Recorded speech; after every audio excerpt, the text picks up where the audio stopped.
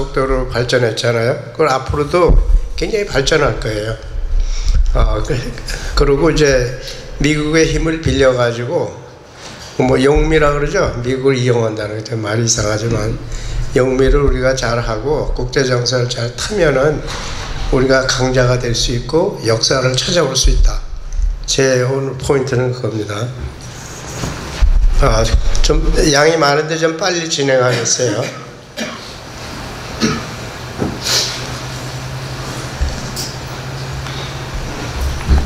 그 지구의 역사를 보면요, 커다란 빙하기를 한 4번, 5번 지나갔다 그래요. 근데 그 빙하기 주기가 한 10만 년 돼요. 그 10만 년 주기가 이제 어떻게 되는지 잠깐 보여드릴게요. 그리고 오늘 제가 말씀드리는 거는 지구과학, 천문학, 고고학, 역사학, 뭐 제가 아는 거는 다 총동원해 가지고 이제 말씀드리는데, 제가 말씀드리고자 하는 거는 저만이 말씀드릴 수 있는 그런 부분을 이제 강조해서 말씀드리겠어요. 다른 데서 들을 수 없는 거. 그래서 마지막 빙하기가 15,000년 전에 끝나면서 13,000년 정도 되면은 빙하가 이제 녹아가지고 서해가 생기고 남해가 생기고 그랬어요. 그 전에는 없었어요. 다 육지로 연결되어 있었어요. 일본하고도 연결이 되어 있고. 근데 이제 빙하가 녹으면서 물이 차가지고 서해, 남해, 현해탄도 생기고 뭐 이런 겁니다. 좀 보여드릴게요. 그리고 역사학을 연구하는 데는 이제 그 기록에 남긴 거를 근거로 해서 역사를 얘기를 하잖아요. 역사학의 제 그 정의가 그렇습니다. 그 정확한 기록으로 남겨진 역사를 근거로 해서 역사학은 시작된다 뭐 이러는데, 그럼 그 전건 어떡하냐? 이제 고고학, 인류학 여러 가지 그 증거들이 많이 이제 나오거든요. 유물 같은 것도 그렇고.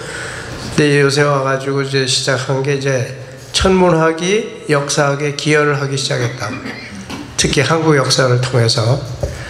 그 이제 제가 천문학을 했었다기보다는 서울대학교 천문학과 후배들이 똑똑해가지고 프린스턴 나고 뭐 텍사스 A&M 나고 이런 친구들이 역사에 관심을 갖기 시작했어요. 이게 조상들의 그 천문 기록을 들여다보기 시작한 거죠. 거기에 무슨 비밀이 있을 것이다, 이렇게 생각하고 실제로 있었어요. 그래서 제가 그걸 소개해드리겠습니다.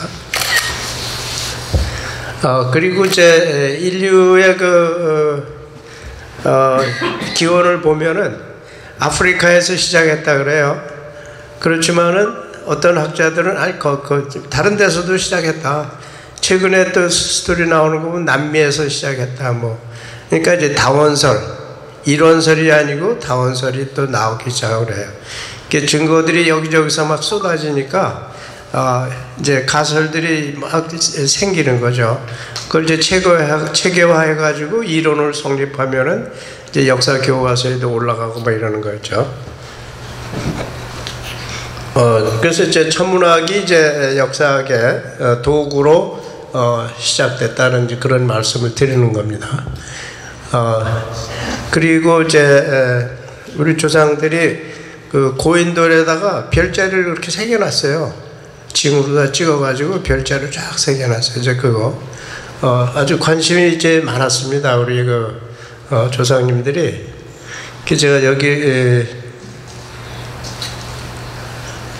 보면 이제 박창범 교수라고 이 사람 프린스턴 대학 박석재라는 사람이 저보다 16년, 19년 후배들이에요. 그런 후배들이 이제 공부 열심히 해가지고 역사에 관심을 갖기 시작하고 천문학 데이터를 뒤져가지고 분석을 했더니 역사적인 그런 사실이 나오더라 이거죠.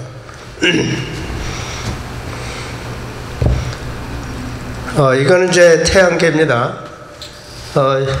여기 보시면 이제 태양이 있고 수, 금, 지, 화, 목, 토, 천, 해, 명. 명왕성은 그 자격을 잃었어요. 너무 작아가지고 이제 천문학계에서 이거는 명왕성은 이제 행성으로 취급할 수 없다 그래서 뺐어요. 근데 최근에 와가지고 다시 넣어야 된다 또 이런 사람들 말 나오고 그래요. anyway, 그 지구가 여기 있죠. 예. 그리고 이 태양계는 이 은하계, 이게 이제 밀키웨이라 그러죠. 은하계라 그러죠. 그 하늘에 보면은 은처럼 이렇게 그 강이 흐르는 것처럼 은하계가 있는데 인하의 중심이 있고 이렇게 이제 스파이럴을 이렇게 돌아요. 이제 실제는 이렇게 도는 거죠. 이렇게 도는 건데 거기에 이제 태양계가 여기 있습니다. 여기서 이렇게 이제 스파이럴 아음을 같이 이렇게 돌아요. 예.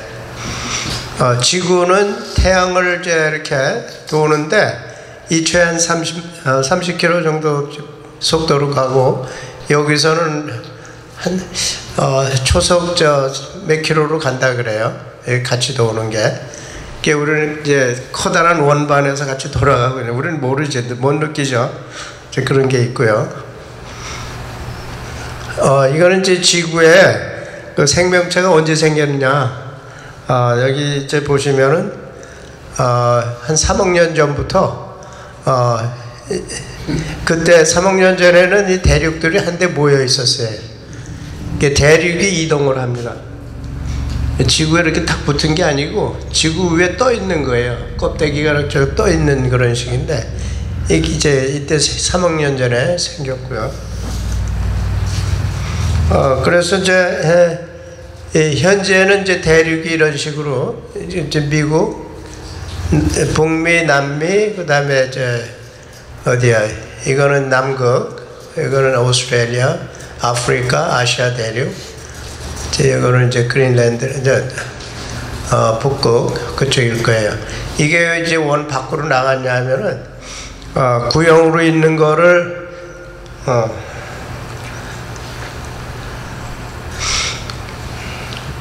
구형으로 있는 거를 이제 평면에다가 표시하려니까 이렇게 밖으로 나가고 그럽니다. 이게 이제 2억 년 전에는 이런 식이었고 2억 5천만 년 전, 5억 년 전에는 이랬고 6억 년 전에는 이랬고 이제 이 대륙이 이동을 하고 그래요. 예. 이제 현재가 이런데 이제 앞으로 이제 몇 억 년씩 지나가면 이게 또 달라질 겁니다. 이 지구 위에서 둥둥 떠가지고 이제 이동을 하고 그러는 식이죠.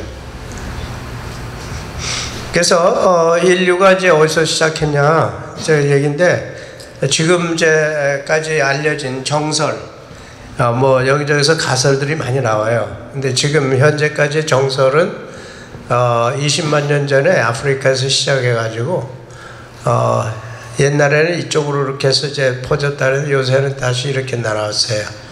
이렇게 나와가지고 해변을 통해 가지고 이렇게 해서 이제 북미 남미까지 가는 건데 여기에 이제 한국이 있잖아요. 그 다음에 여기서 갈라져 가지고 유럽 쪽으로 가고 또 올라가서 이쪽으로 해서 이렇게 오는 거, 그 다음에 이쪽으로 해서 이렇게 가가지고 알라스카로 해서 이제 북미 남미로 가고 이제 이거는 이제 미토콘드리아라고 하는 그 DNA가 우리 몸 세포에 하나하나 다 있답니다. 근데 그거를 추적하는 거예요. 그럼 미토콘드리아의 DNA는 목의 혈통을 통해서 이렇게 전해진다 그래요. 그거를 이런데 이 라인이 어떻게 생겼냐면 이게 쭉 가면서 이 지역마다 띄엄띄엄 해가지고 유골이 나와요. 그 유골을 분석을 합니다. 유골을 분석하면은 그래 또 연결을 했더니 이런 트랙으로다가 이렇게 움직여지더라. 이거는 이제 인류의 잘 아시지만 메소포타미아 즉 나일강 있죠. 인다스강, 그 다음에 이제 북경. 그래서 4대 문명의 발상지라고 그러잖아요. 제가 나중에 말씀드렸지만 여기에 베이징, 북경 문명보다 좀 북쪽으로 해서 홍산 문화라고 한 한 1500년이 더 빨라요. 그런 문화가 이제 나오기 시작했거든요. 근데 그게 우리 조상들하고 직접적인 관련이 있는 겁니다. 중국 사람들 관련이 없어요. 이제 그걸 이제 중국 친구들이 이런 것 때문에 그냥 급해가지고 역사 재왜곡하고 난리예요.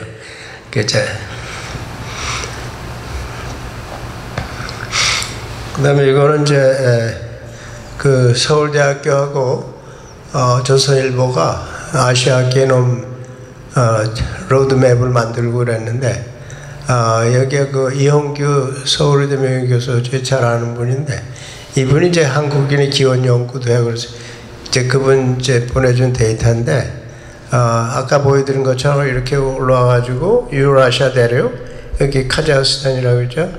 그 다음에 몽골로 해가지고 만주로 해서 한반도로 내려왔다. 근데 한반도뿐만 아니라 이쪽 그 북경 지역 이쪽으로도 쭉 내려왔어요. 그리고 여기는 이제 남방에서 올라가고 그래서 이제 한국 사람을 한 100명을 세워놓고 이렇게 이제 보면은 한 80%는 이제 얼굴이 갸름하면서 눈썹도 별로 없고 이제 몽골 사람들 같은 우리 같은 사람들이 이제 나오고 한 20-30%는 동남아 쪽에서 올라온 눈썹도 짙고 그 다음에 저 쌍꺼풀도 있고 제 얼굴 컴플렉션이 좀 다크해요. 이제 그런 분들이 있다 그래요. 그래서 20%, 80% 아니면 30%, 70% 그런 식으로 이제 남방에서 온 자손들, 북방에서 온 자손들을 가릴 수 있는 거죠. 그래서 그 통계가 이제 나온 게 한국인은 북방계가 70%, 남방계 30%, 중국인은 북방계 30%, 남방계 70%. 그러니까 이제 다시 말해서 씨가 다르다는 얘기예요. 중국하고 이제 그 한국 사람들은 북방이나 남방이라고. 또 역사를 북방인들이 만드는 역사냐 남방 사람들이 만드는 역사나 그거 보면 뭐 분명히 갈라지잖아요. 그죠? 그거를 왜곡한다는 그건 억지가 되겠죠. 이제 그런 측면에서 우리가 바라봐야 된다. 이제 그런 말씀이고요. 우리가 그 역사나 시간이나 여기저기서 봤을 때 역사 얘기만 나오면은 한반도 역사 파미르 고원에서 왔다, 뭐 알타이 산맥에서 왔다, 바이칼 호수에서 왔다, 다 맞는 얘기입니다. 아까도 말씀드렸지만 아프리카에서 이렇게 나와가지고 이제 해변가로 올라간 사람, 이제 대륙으로 해서 이렇게 들어온 사람, 시베리아로서 이제 북미주, 남미주로 간 사람들은 유전적으로 보면은 여기 이제 한반도에 이제 비슷한 패턴들이 있잖아요, 그죠? 여기하고 여기 일부하고 그다음에 이제 일본 이쪽하고 까지 한 그룹이고 남방 계열이 이제 이쪽 빨간 쪽 남방에서 이렇게. 그리고 이제 특이할 거는 일본 사람하고 한국 사람의 그 유전적인 차이를 보면은 이제 5.9% 정도가 차이가 난대요. 다 비슷한데 차이 나는 게. 그리고 한국인하고 중국인 사이의 차이는 8.4%. 일본인보다 먼 거죠. 그 다음에 일본 사람들, 중국 사람들은 8.6%. 다 비슷하지만 이제 차이가 이렇게 크다는 거죠. 이제 북방계, 남방계를 비교하는데, 북방계의 이제 특별한 분은 이제 반기문 전 참총장, 그 다음에 이제 남방계는 이제 배우 이 사람인데 이렇게 이제 다르다는 거죠. 이제 모형을 보면 이렇게 dark complexion, light complexion 이렇게 동그랗게 생기고 그리고 여기 이제 특징 지을 수 있는 거는 아까도 여기 타원형, 고구마형, 네모, 세모형 뭐 이런 식으로. 그다음에 안면은 평평하다, 굴곡이 있다, 뭐 미간이 넓다, 좁다, 뭐 그다음에 눈이 작다, 뭐 크다. 그 다음에 쌍꺼풀이 없다, 있다. 코 길이가 이제 길고 좁다, 뭐. 그리고 이제 또 재밌는 게요. 쭉 내려오면은 이제 가르마를 타잖아요, 남자분들이. 북방민족들은 이상하게도 저처럼 왼쪽으로 가는 데입니다. 그리고 남방 계열은 오른쪽으로 가는데요. 이유는 모르지만 이제 그렇게 그런 경향이 있다는 거예요. 흥미죠.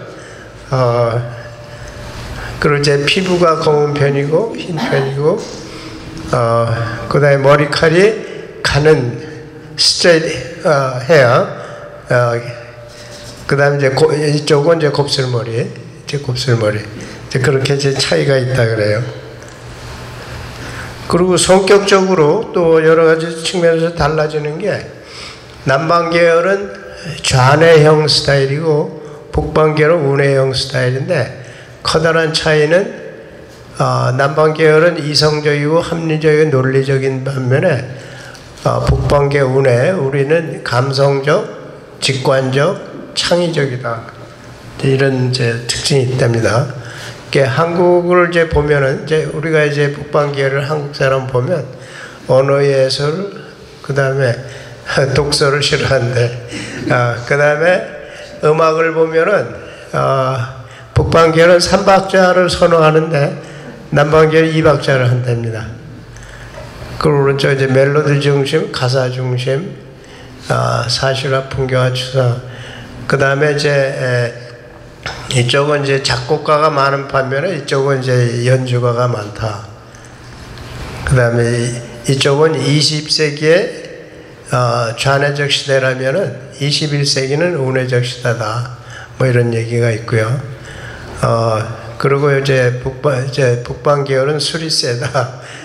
이쪽은 효소가 적어가지고 금방 빨개진답니다. 술을 마시면.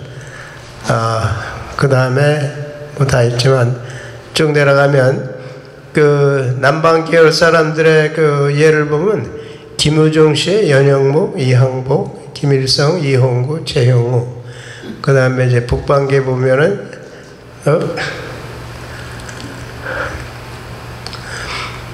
정주영, 강영훈, 서유구, 이승만, 이한동, 박찬정 뭐 이렇다 그래요. 그 다음에 이제 여기 보면요, 이 남방 계열 이쪽에는 이제 한국인의 분포 비율은 22%이고 북방 계열 78%. 아까 말씀드린 80% 대 20% 뭐 이제 말씀드린 게 비슷하고요. 남방 계열 일본 사람이 이쪽이 이제 95%고 여기 이제 5% 이렇게 된다 그래요. 가령 이쪽에 보면은 예술성이나 뭐 창의적이라 그러는데 요새 한류, K-컬처, K-뮤직, 뭐 K자 들어가는 거 요새 많이 나오잖아요. 이런 게 이제 감성적인 그런 특징을 보여준다, 이렇게 할 수 있겠죠. 근데 이런 감성적인 이런 거는 K-컬처니 뭐 이런 거는 중국 사람은 못해요. 하고 싶어도 못해. 성격이 안 돼. 그다음 일본 사람도 마찬가지고요. 한국 사람들이 이제 그 특징을 발휘하는 그런 시대가 온 것 같아요.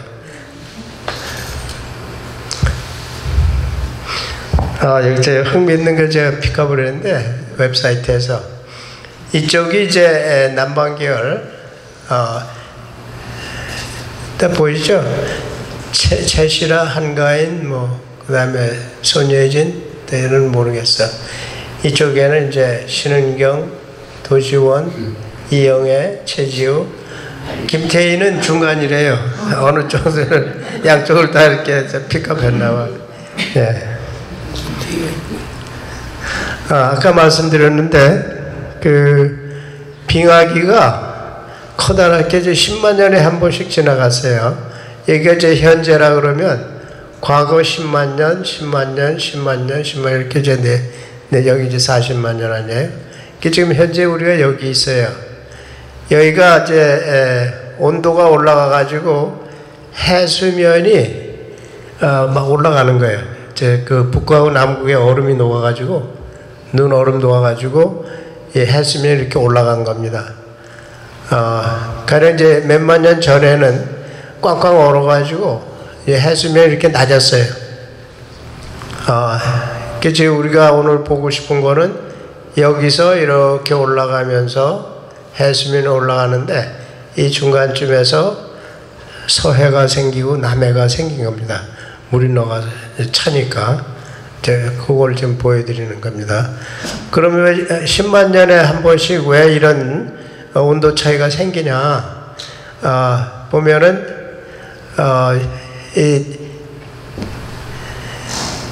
여기 태양이 있고 지구가 이제 도는데 원형이었다가 타원형으로 이렇게 바뀌어요.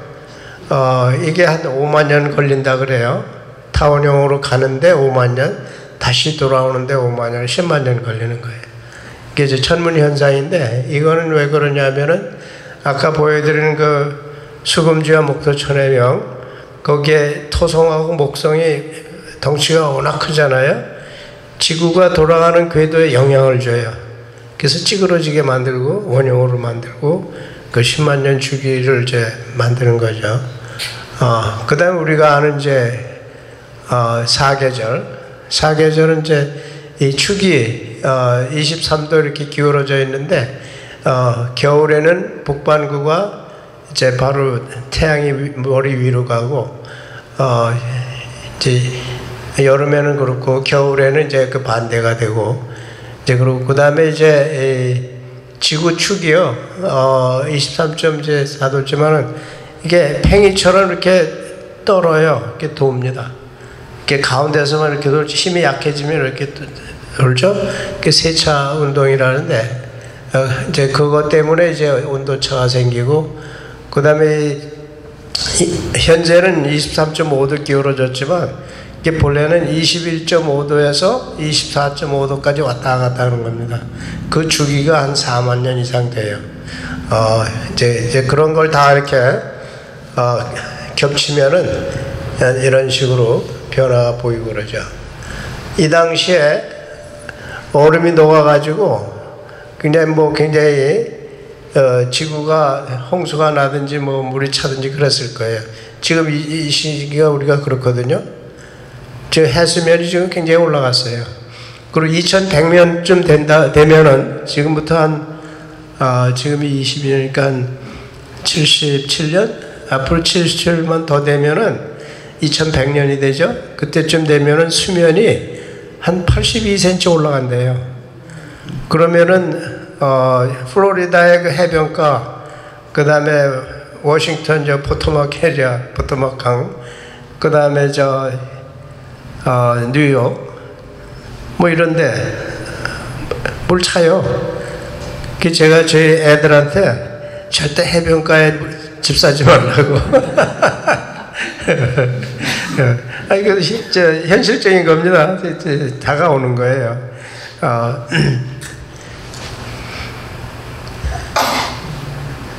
이걸 보면은 이제 빙하기가 돼가지고 꽝꽝 얼면은 북극이 이렇게 눈과 얼음으로 꽉 차죠, 그죠? 그 다음에 이제 그게 지나가면은 이렇게 다 녹고 겨우 요 정도 이런 데서 이제 이때가 되면은 해수면이 차가지고 이제 여기저기 그 항구들 이런 데가 이제 물에 잠길 거예요.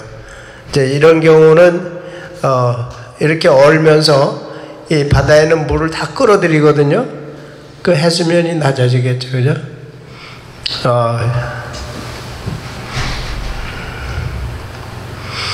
이게 이제 노스 아메리카에 이렇게 이제 꽉 찬 거죠.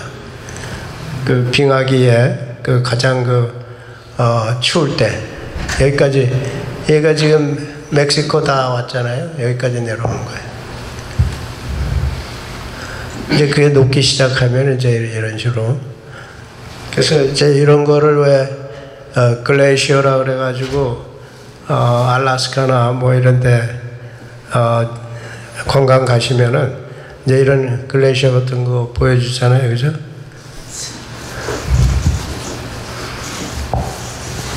이게 이제 아까 말씀드리던 그거예요. 13,000년 전까지만 해도 여기는 이제 다 육지였어요. 육지. 그 깊은 데가 동해가 깊었어요. 그래가지고 남아있고 여기가 이렇게 해서 해구가 있는데 여기 깊고요. 그래서 이제 요거 때문에 보통 그 대륙붕이라 그러면은 그 자국에서부터 얼마나 이제 뭐 200헬이다 이렇게까지 가면은 자기네 그 우선권을 주고 그러는데 일본 그 7광구가 여기쯤 있대요. 해구 바로 여기. 그 기준에 의하면은 일본하고 가깝지만은 대륙붕이 여기 이제 한국 대륙붕이거든요. 그래서 이제 그거를 한국이 주장하는데 일본 측은 그거 아니다. 이제 설왕설래 하다가 나중에는 이제 합의를 했대요. 그러면 공동 개발해 가지고 나누자. 네, 그렇게 했는데 그 후에 그 해양 그 조약 뭐 이런 게 많이 달라져 가지고 거리가 가까운 쪽으로 한다 뭐 이런 얘기를 한대요. 그러면 불리해지죠. 이제 그런 여러 가지 게 있는 모양입니다. 옛날에 이런 이제 그 사막도 있었다 그래 이쪽에 한반도 이쪽에.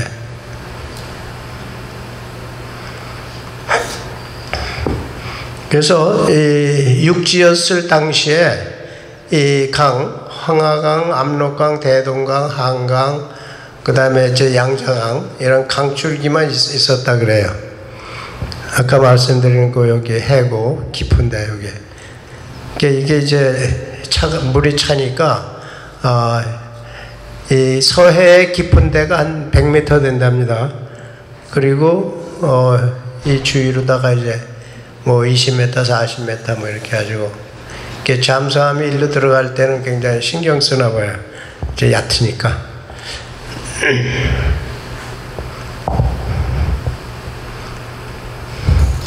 그래서 물이 차기 전에 왔다 갔다 하고 이제 그랬을 텐데, 그리고 이 서해 바다 밑에는 그 주거지나 여러 가지 그 유물들이 있을 거예요.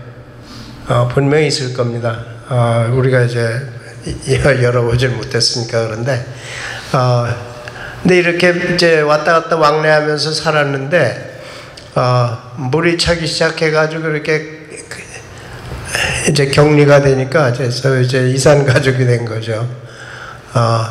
옛날에는 그 신채호 선생 등이 이제 그 역사학자였는데, 그 옛날에 그 대륙 백제설, 백제는 대륙에 있었다. 신라도 뭐 대륙에 있었다. 그런 그 설들을 많이 주장을 하셨어요. 근데 이제 그게 사실로 드러나고 있는 거죠. 그 다음에 이제 이쪽에 백제, 대륙 백제가 있고 반도 백제, 열도 백제. 그 당시에는 이제 여기가 3, 4세기인데 이 당시에는 일본은 이제 백제의 식민지 비슷하게 있었다 그래요.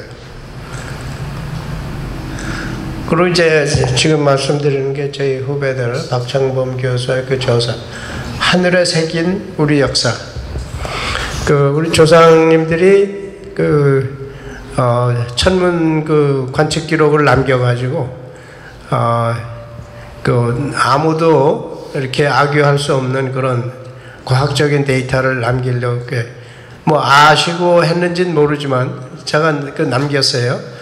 근데 그거를 그런 시크릿 코드를 저 똑똑한 그 후손들이 찾아낸 거예요. 저는 그렇게 해석합니다. 이제 하늘에 새겨진 이제 우리 역사. 이게 삼국사기에 보면요, 여기 이제 말씀드리지만. 삼국사의 삼기교사에 천문기록이 240개가 있고 그 중에 일식이 67개, 행성음증 40, 해성출현 65, 유성과 운석에 떨어지는 거 42, 오로라 출현 12, 고려사에는 5,000개, 조선왕조는 15,000개 이렇게 쭉 있는데 이 삼국사기 이거 삼국시대 이게 지금 우리의 관건이에요. 이제 이거를 이제 분석을 하는 겁니다.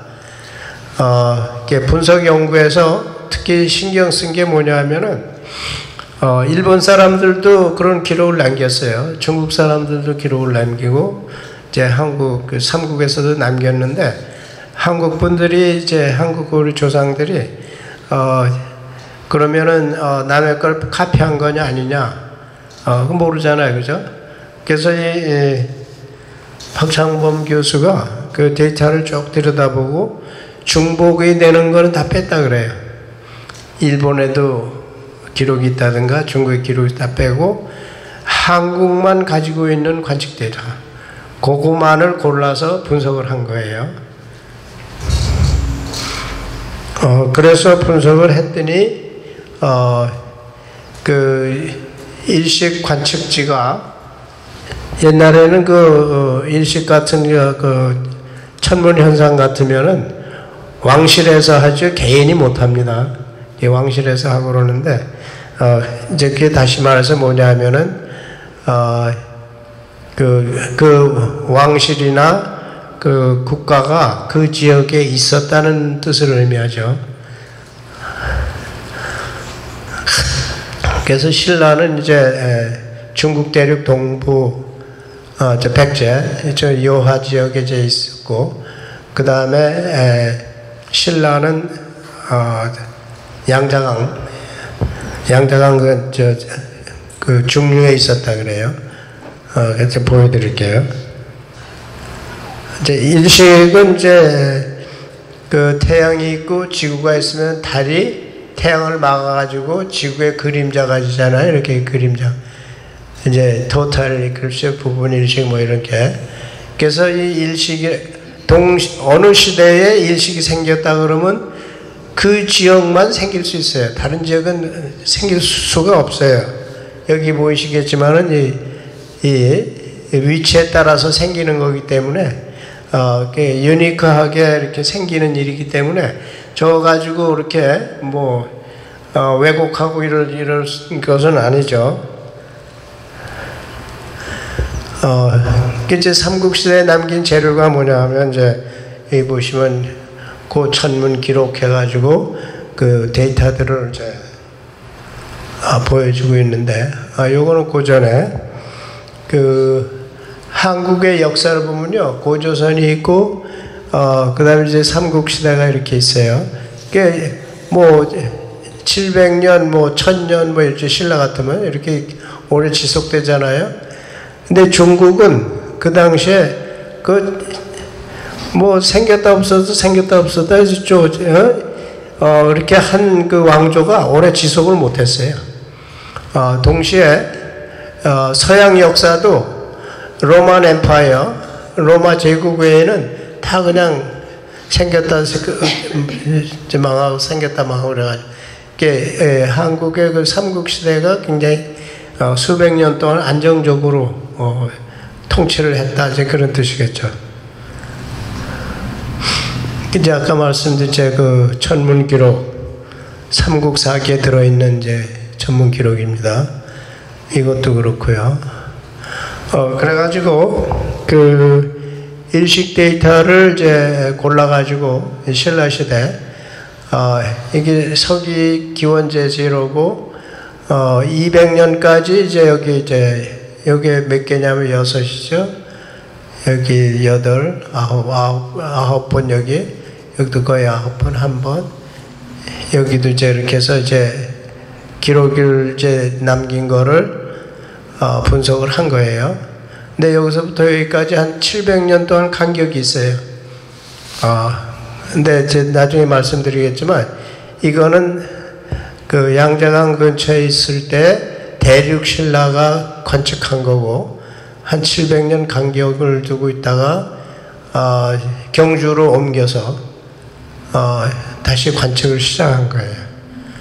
그래서 신라가 대륙에서 시작을 해가지고 이쪽 경주로 왔는데 그 원인에 대해서 이제 나중에 말씀드리겠습니다. 왜 이쪽으로 옮겼는지. 그 다음에 이제 백제도 굉장히 많았어요.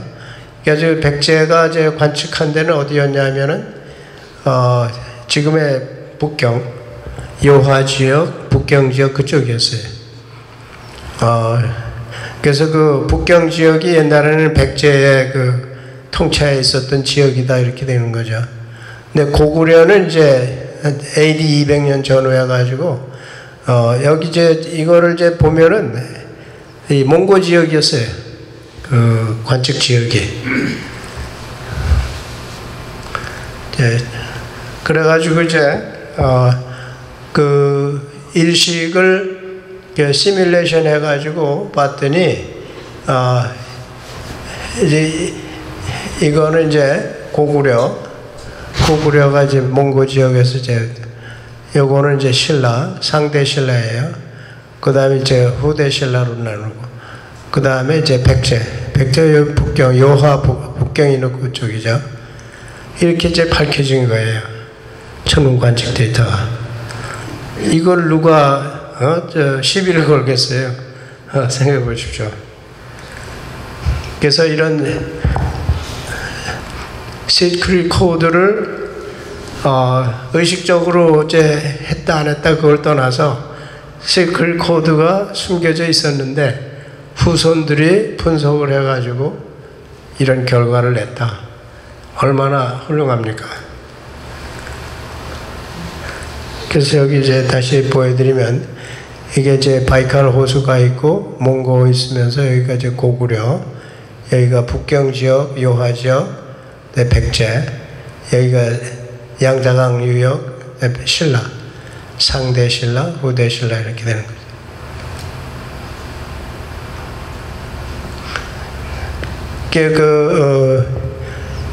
중국 대륙에 있던 신라가 왜 한반도로 오게 됐냐?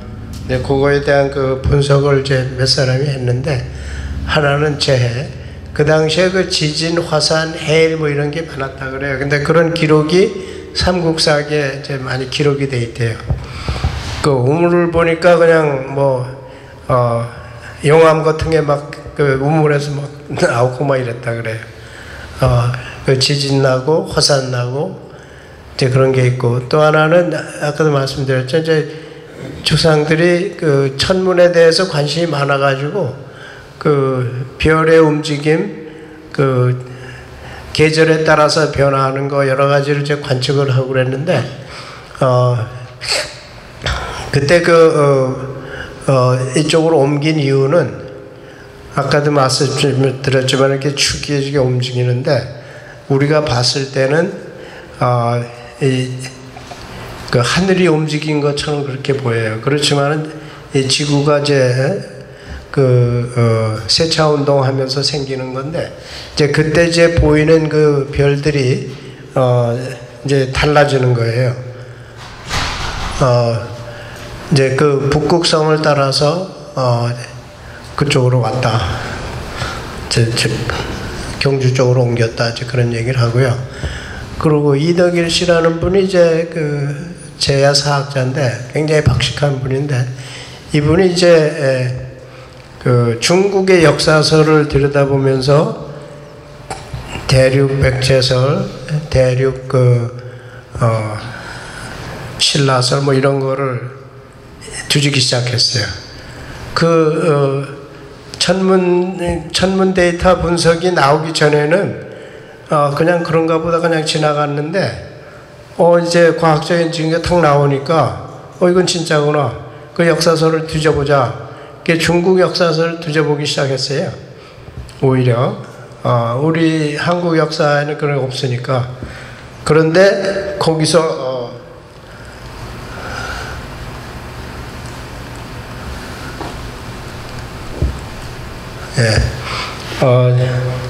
보니까 이제 나오더라는 거죠. 그래서 혹시 그 관심 있으시면은 유튜브에 들어가셔가지고 이덕일 역사학자 해가지고 키워드를 해서 서치하시면은 이분이 연구한 그 유튜브들이 굉장히 많이 나옵니다. 한번 보십시오. 굉장히 박식하시고 넓으신 분이에요. 이거는 이제 고인돌의 분포인데, 한국의 고인돌이 굉장히 많죠. 그 다음에 영국에도 많고, 스페인, 인도에도 있고, 서아프리카 뭐 이렇게 있는데, 이 한국에 있는 고인돌이요, 숫자로 보면은 이걸 다 합한 거에 한 45% 이상이 한국에서 발견된대요. 그 숫자가 그렇게 많답니다. 근데 고인돌은 뭐냐 하면은 이 무덤이에요. 그 고인돌 밑에 이제 사람이 묻혀 있는 건데, 높은 사람들 아니면 뭐 또 이제 돈이 많았던 사람들 뭐 이러겠죠. 그리고 이 고인들도 북방 계열이 만드는 고인들, 남방 계열이 만드는 고인들이 조금씩 달라요. 북방 계열은 좀 높고 남방 계열은 좀 낮고 이래요.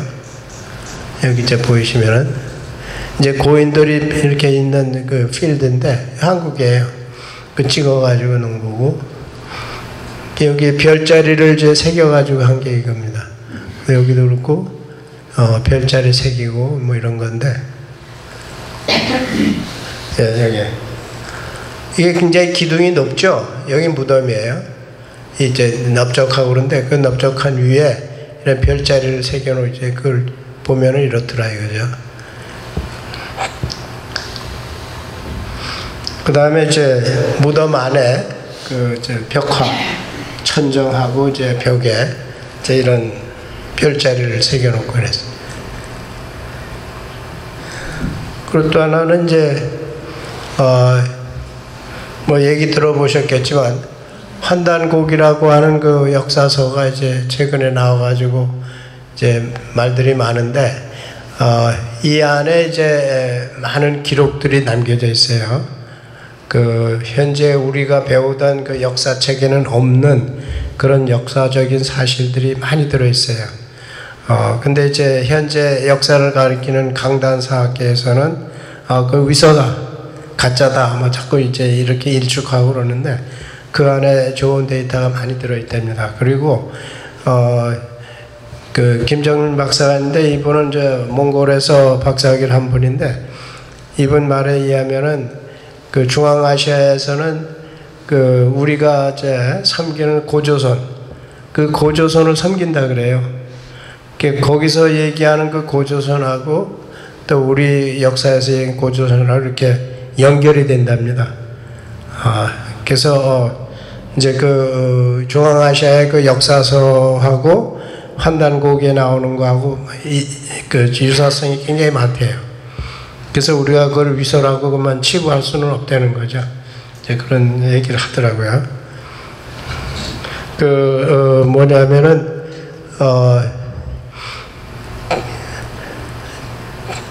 1733년에 환단곡에 의하면, 이때는 이제 고조선 시대인데, 오성치루가 이제 생겼었다. 오성치루라 하면 이 5개 그 행성이 달과 이렇게 나란히 이제 정렬되어 있었었다. 그걸 오성치루라 그래요. 근데 그게 이제 환단곡에 나왔는데, 박창범 교수하고 다른 전문학자들이, 이거를 이제 천체역학 프로그램을 이용해가지고, 그 역으로 추적을 했더니, 결과가 1730 BC, 1734년 7월 13일에 실제로 있었다는 거죠. 그거 이제 결국은 한 1년 차인데, 지금 2023년에 2000년이라고 가정하면 3750년가량 이렇게, 역으로 추적을 했는데도 불구하고 한 1년 차이밖에 없었다는 건 정확한 거죠. 그래서 이제 증명을 했다 그래요. 그리고 아까 말씀드리던 그 홍산문화, 이제 좀 이따 여기가 만리장성이 있고 홍산문화가 있고 황하문명이 있고, 이제 황하강이 이제 이쪽 서해로 들어가는데 이렇게 해서 이렇게 이제 흘러 들어가거든요. 이렇게 들어. 이제 나중에 말씀드리겠지만 중국이란 나라가 주나라 때 여기서 시작했다 그래요. anyway, 홍산 문화가 이제 나오기 시작했는데 제5의 문명으로 이렇게 등극시켜야 된다. 그런 여론들이 많다 그래요. 이걸 이제 큰 그림에서 보면은 아까 말씀한 진화, 지금은 차이나라 그러지만 옛날에는 진화라고 불렀어요. 진화가 이렇게 조그맣게 있었고 동이가 이렇게 컸어요. 북이, 서이, 남이 뭐. 근데 중국 친구들이 이제 자기네 외에는 다 오랑캐다 이렇게 이제 부르기 시작해가지고 북쪽에 사는 오랑캐, 서쪽에 사는 오랑캐, 남쪽에 사는, 동쪽에 사는. 그런데 이 당시에 중국 사람들이 이쪽 지역을 동국이라고 불렀대요. 동국. 주례나 모택동이 다 인정하는 그런 얘기들입니다. 그래서 이 역사를 이제 많이 배우다 보면은 우리의 그 과거 조상들의 영역이 어디였다는 걸 잘 알 수 있죠, 그죠? 근데 이거는 이제 고조선 당시 이제 역사서. 그 다음에 흥미로운 게요. 8,000년 전에 이제 빗살무늬 토기에 이렇게 생긴 거예요. 이게 이제 한반도에서 시작해서 이렇게 쭉 발견이 된대요. 여기 스칸디나비아 이쪽에서도 발견된대요. 예. 이게 이제 어디서 제가 이제 본 건데 이 지역에 가면은 다 여기가 이제 눈들이 많이 오고 그러니까 이제 백인들이 살잖아요. 근데 시골 그 깊은 산 속에 들어가면 아시아 사람들이 보인대. 근데 거기에 사는데 마침 이제 진화가 덜 돼가지고 백인이 못 된 거예요 아직. 근데 그 백인이 시간이 다 됐네.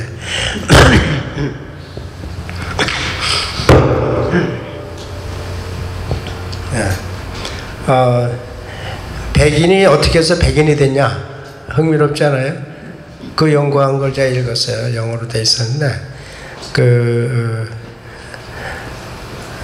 이제 북쪽으로 이제 산속으로 이제 스칸디나비아 이쪽으로 들어가면은 햇빛을 받는데 경사각으로 들어오기 때문에 열이나 이제 여러 가지 그를 이제 상실해요. 그래가지고 피부에 닿는 때 되면은 바이타민 D가 없대요. 바이타민 D를 몸에서 받지를 못해. 햇빛이 들어와도 너무 이제 다 소진돼 가지고 들어오니까. 그러니까 이 몸이 피부 안에 피그먼트가 있는데 fat 레이어가 있는데 몸이 그거를 자꾸 이렇게 얇게 하고 없앤대요. 그래서 햇빛을 더 많이 받아들이고 바이타민 D를 많이 받아들여야지 생명이 유지가 되니까. 생리적으로 그런 변화가 온답니다. 그래가지고 밑에 있는 레이어에 피그먼트가 얇아지고 없어지니까 혈색이 혀지는 거예요. 그래서 백인이 됐다. 이제 그런 얘기를 하더라고요. 굉장히 흥미로운. anyway, 이제 그렇고요. 여기 이제 홍산문화의 지역입니다.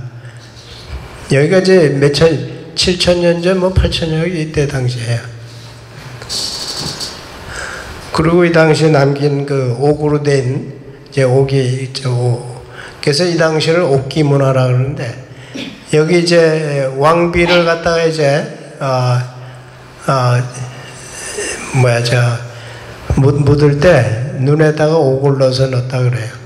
그리고 여기 보시면은 무덤이 있는데 고구려 사람들 이제 동이족들은 돌무덤을 했답니다.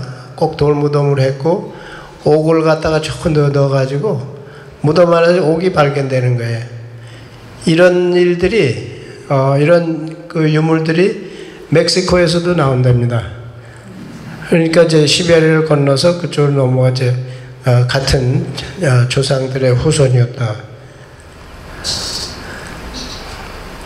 여기 보면은 청동기가 발견되고 고인돌이 발견되고 이렇게 잘. 그 다음에 이쪽 지역하고 여기 산동반도에도 생긴답니다. 그래서 고조선의 영역은 이제 이런 식으로 해서 이런 식으로 됐다 이거죠. 근데 이제 이 당시에 이제 물이 없을 때, 다 육지로 연결됐을 때, 그때는 여기 다 이렇게 왔다 갔다 하면 살았겠죠. 요거는 이제 3세기, 4세기 때 당시에 백제가 이렇게 있었고, 고구려 신라가 이렇게 해서 일본을 이제 백제가 주로 이제 일본을 관리하고 그랬다 그래요. 그리고 이제 흥미로운 게, 모택도의 주울레는 여화 지방은 조선 땅이다. 아주 그렇게 얘기를 했어요. 뭐 그 사실이었으니까.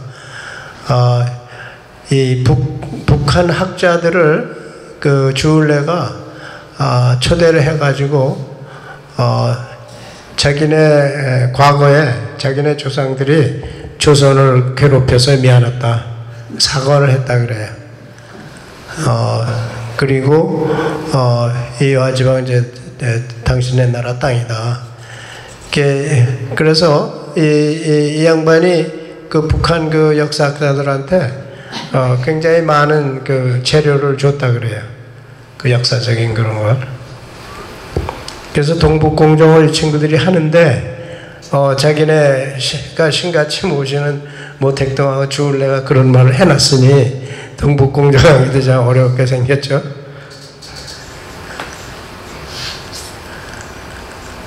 그리고 중국 사람들의 이제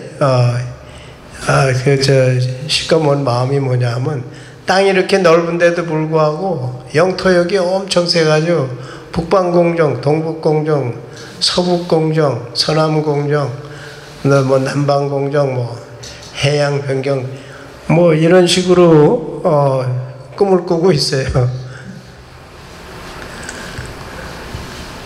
근데 이제 한국 정부가 이제 중국이 이러는 것에 대해서 어떻게 대응하느냐, 조금 더 주체 있게 좀 주대 있게 좀 해야 되는데 눈치 보느라고 맘대로 얘기도 못 한다 그래요.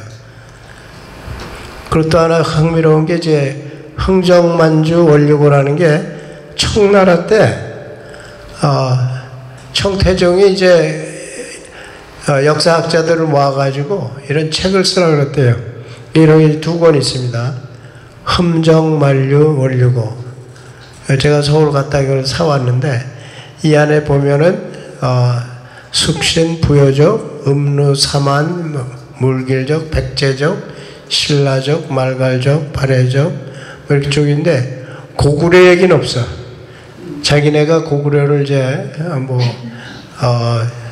계승했다고 생각해서 그런지 몰라도 자 그래 이 안에 이제 책에 보면은 그 당시에 백제, 그 당시에 신라, 말갈 이런 내용들이 있어요. 그래서 중국 사람들은 이거를 이제 자기네 그 역사서로 활용을 하는데 한국의 역사학자들은 이거를 완전히 도외시한대. 보지도 않는데 그게 이상해. 그래서 이제 그런 얘기가 있고요. 이제 아까 말씀드린 이제 태종이 이제 시킨 거고 환단고기를 아까 말씀드린 거이고. 환단고기도 이제 보면은 그 1911년에 이런 이제 5가지 책을 이제 모아가지고 합본해 놓은 건데 이 양반이 이제 1911년이니까 이제 외정시대 아니에요. 이게 알려지면 다 뺏기고 이제 태워버릴 테니까 아주 숨겨가지고 70년 후에 때가 되면은 공개해라 뭐 이랬다 그래요. 그래서 그 제자가 했는데 이 안에 이제 그 좋은 데이터들이 많이 들어있답니다.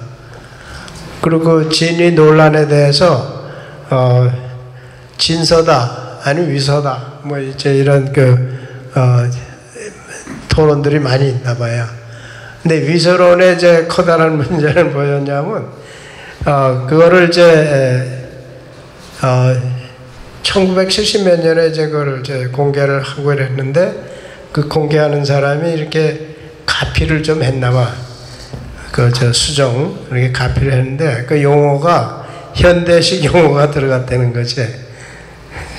그러니까 이거는 이렇게 trustworthy하지 못하다. 뭐 또 강단사학은 이제 그런 그 나오기 시작하면은 자기네 밥그릇하고 문제가 있어서 다 이제 반대하고 그럽니다. 제가 이제 그렇게 하고 그 다음에 최근에 흥미로운 그 주장을 하는 분이 있어요. 중국은 역사상 한국의 일부였다. 왜 저 시진핑이 말하려고 해서 트럼프한테 그랬잖아요. 한국은 역사적으로 중국의 일부였다 이런 소리를 했잖아요. 그러니까 한국의 역사학계에서 그냥 발끈해가지고 그게 아니다. 제 역사를 보면은 이 양반이 중국은 역사적으로 한국의 일부였다. 이 양반이 이제 책을 냈어요.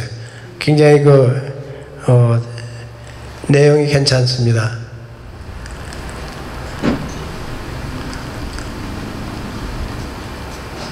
이게 안 되네.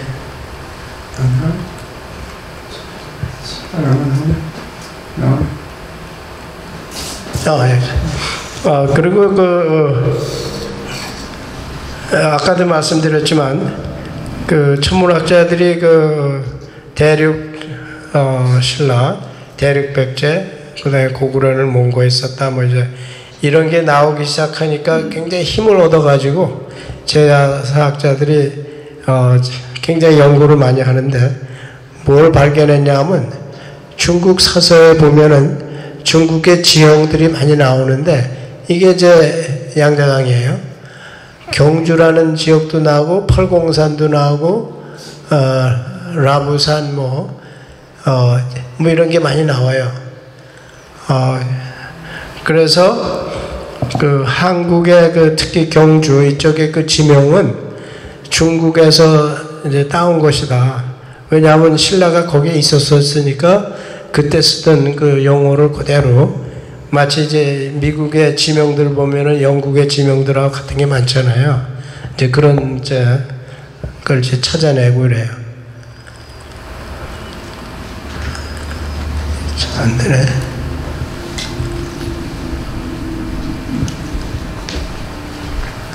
세츄레이션 됐나?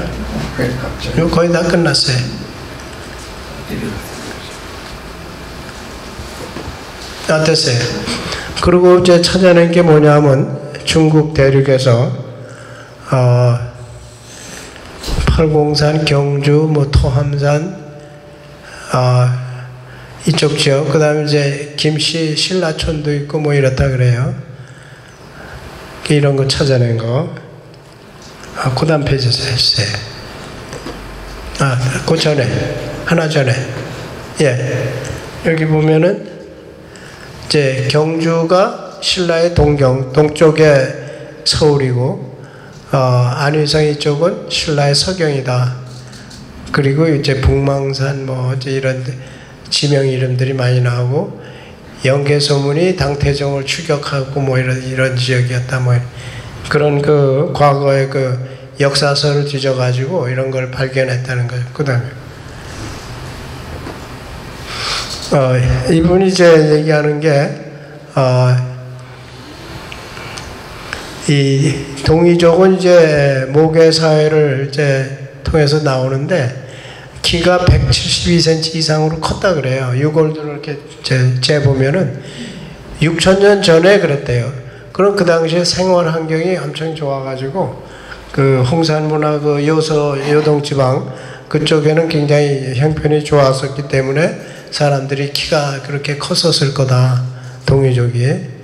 그리고 화이족은 중국 사람인데 본래는 화하족이라 그래야 되는데 화도 중국 사람이 화나라지 하도 그런데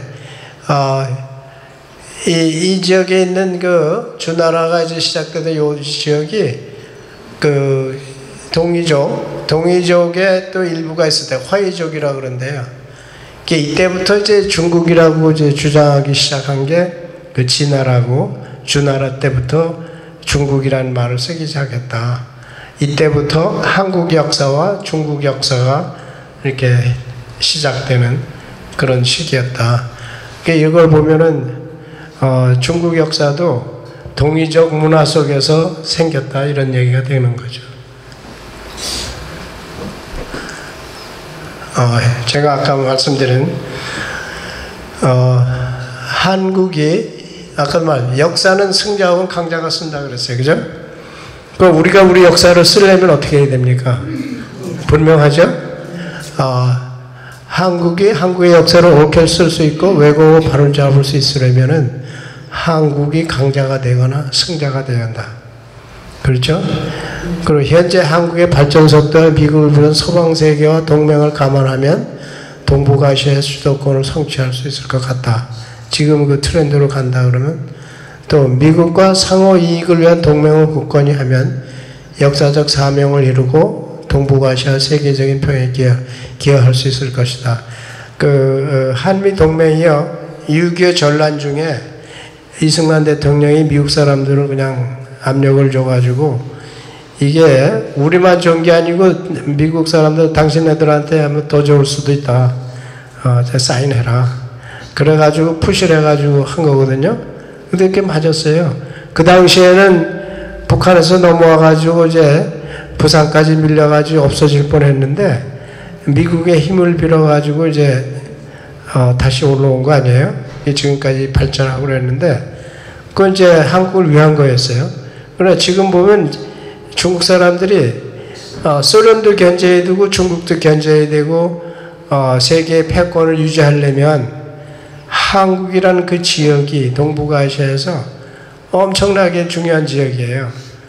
그래서 이제 미국 사람들이 얘기할 때 한미동맹은 린치핀에 해당된다. 마차가 린치핀이 빠지면 바퀴가 떨어져 나고 큰일 나잖아요. 그죠? 그만큼 중요하다. 지금 와가지고는 한미동맹이 미국을 위해서 더 효과가 있어요. 미국 사람들이 압니다. 정치하는 사람들이나. 보면은 한국에서 미군 철수해라, 몇 명만 빼라, 이런 얘기 막 나올 때마다 하원이나 상원에서 다 브레이크 걸어요. 그건 국회에 표결을 받아야 된다. 안 된다. 국회에서 다 막아요. 이게 다시 말해서 민의는 국회하고 같이 가잖아요. 그죠? 그래서 이제 제가 이렇게 보면은 미국 사람들이 한국에 대한 애정이 꽤 있다.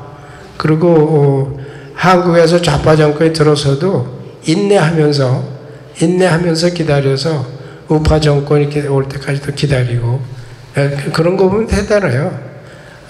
우리가 그 한미동맹을 굳건히 지켜가지고 잘하면은 동북아시아에서 북한 흡수 통일하고 만주도 접수하면은 동북아에서 맹주가 될 수 있습니다. 중국의 시대가 가고 일본의 시대도 가고 이제 한국의 시대가 올 수 있는 그런 찬스가 이제 오프닝이 되고 있어요. 이게 앞으로 잘 될 것 같습니다. 예, 감사합니다. 네.